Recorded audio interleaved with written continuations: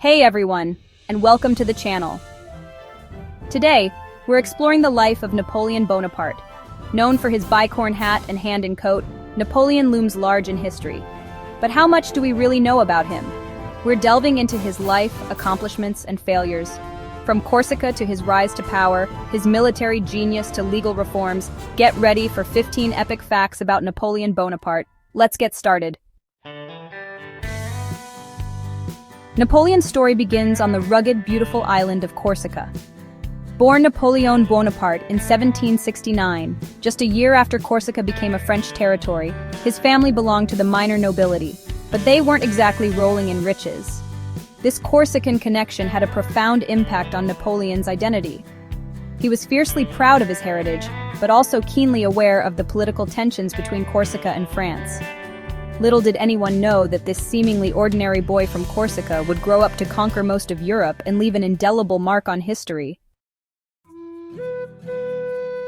Okay, let's address the elephant in the room, or should I say, the short man in the bicorn hat. The myth that Napoleon was unusually short stems partly from British propaganda, which often portrayed him as diminutive to undermine his image. In reality, Napoleon was probably around 5'6", which was actually about average height for men in France at the time. The myth of his shortness has become so ingrained in our culture that it's almost impossible to separate it from the reality, and maybe that's okay. Now let's talk strategy. From a young age, Napoleon devoured military history. His charisma and leadership skills propelled him through the ranks. He could assess battlefields and devise bold plans. The Battle of Austerlitz in 1805 was one of his greatest victories. Napoleon outmaneuvered a larger Austro-Russian force. He lured them into a trap and struck with force. Napoleon was a master of psychological warfare. By 1804, Napoleon, the once obscure Corsican artillery officer, had risen to become the most powerful man in France.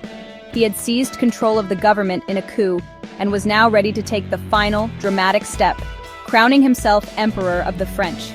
Imagine the scene, the grandeur of Notre Dame Cathedral, the air thick with incense and anticipation. Napoleon, dressed in opulent robes, takes the crown from the hands of Pope Pius VII. But in a move that shocked many, he doesn't allow the Pope to crown him. Instead, he places the crown upon his own head, symbolizing that his power came not from divine right, but from his own achievements and the will of the people. Napoleon's impact wasn't limited to the battlefield. He was a man of ideas, a reformer who sought to reshape not just the map of Europe, but also the very fabric of society. And nowhere is this more evident than in the Napoleonic Code, a comprehensive legal system that he introduced in 1804. Before the Napoleonic Code, France's legal system was a confusing patchwork of regional laws and customs.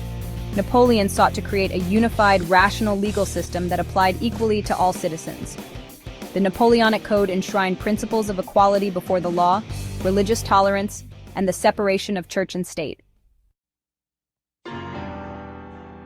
In 1803, Napoleon made a decision that would have a profound impact on the future of both North America and the United States. He agreed to sell the vast Louisiana territory to the United States for a mere $15 million. Napoleon needed money to finance his wars in Europe. The Napoleonic Wars were incredibly expensive, and he was constantly looking for ways to refill the French treasury.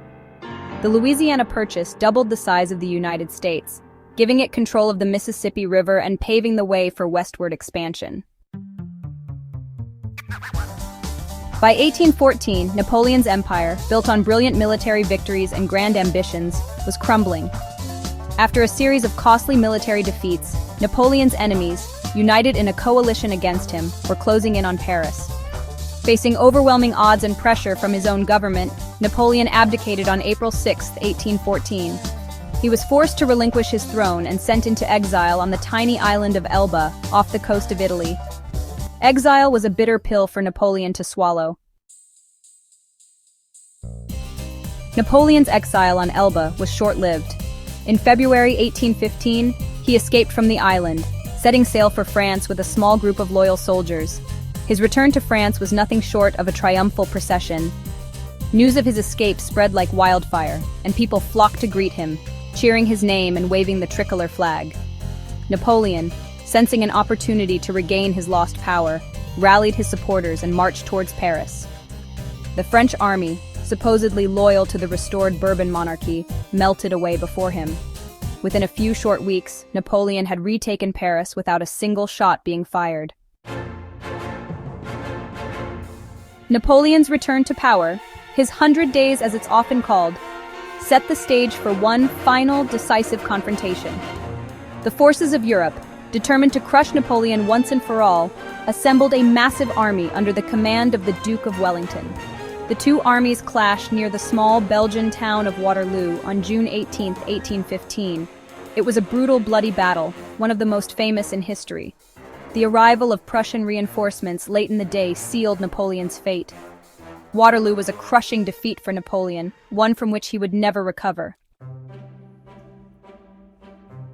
Behind the military genius and the political ambition, Napoleon was a man of deep emotions, capable of great love and affection. His relationship with Josephine, his first wife, is one of history's most famous and complex love stories. They met in 1795, when Napoleon was a rising military star, and Josephine, a widow 6 years his senior, was known for her beauty and charm. Their courtship was passionate and whirlwind, and they married within a year.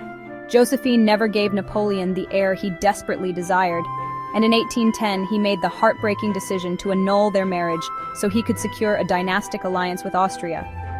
Even after their divorce, Napoleon continued to love Josephine. Napoleon wasn't just a conqueror, he was a builder, a patron of the arts and sciences who believed in the power of education and cultural achievement. He saw himself as an heir to the Enlightenment, and he sought to promote French culture and learning throughout Europe. Under his rule, museums were founded, libraries were expanded, and scientific expeditions were launched.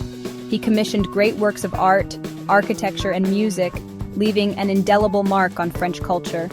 Consider the Arc de Triomphe, commissioned by Napoleon to commemorate his victories, but now a symbol of French national pride.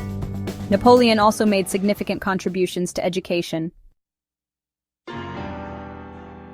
Napoleon's impact extended far beyond the borders of France. His conquests and reforms sent shockwaves through Europe, shattering old empires and redrawing the political map. He spread the ideals of the French Revolution: liberty, equality, fraternity, even as he ruled with an iron fist. He abolished feudalism in the lands he conquered, instituted legal reforms, and spread the Napoleonic Code throughout Europe. Napoleon's reign was a period of immense upheaval, but it also laid the groundwork for the modern nation-states of Europe. After his defeat at Waterloo, Napoleon was once again exiled, this time to the remote island of St. Helena in the South Atlantic. This time, there would be no escape, no triumphant return. St. Helena was a desolate, windswept island, chosen specifically for its remoteness and inaccessibility.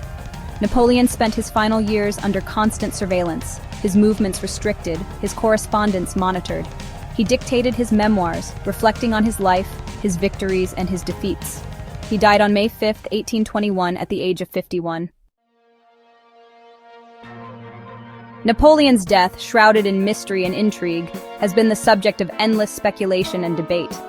The official cause of death was stomach cancer, but rumors and conspiracy theories have circulated for centuries. Some believe that Napoleon was slowly poisoned by his captors, pointing to high levels of arsenic found in his hair samples.